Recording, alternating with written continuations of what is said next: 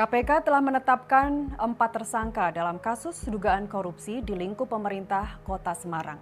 Penyidik KPK masih melakukan penggeledahan yang akan berlangsung selama 2 pekan.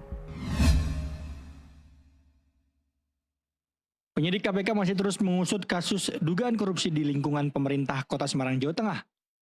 4 orang telah ditetapkan sebagai tersangka. Juru bicara KPK Tessa Mardika Sugiarto menyatakan pihaknya telah mengirimkan surat pemberitahuan dimulainya penyidikan kepada 4 tersangka tersebut.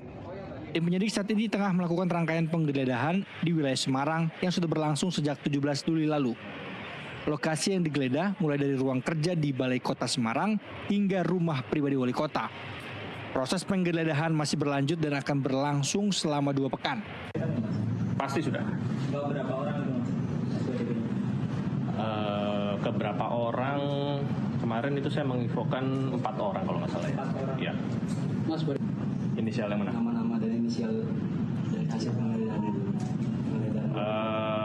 Belum, masih berlangsung, masih berlangsung. Belum ada temuan, Pak? Kurang lebih 2 minggu lah kegiatan dari pertama kali berkegiatan, jadi ditunggu aja. Penyidik merasa sampai dengan saat ini belum dapat untuk berbagi informasi tersebut karena prosesnya masih berlangsung. Minimal jumlah lokasi, tidak perlu tempatnya, biar kita nyari. Iya, termasuk jumlah lokasinya.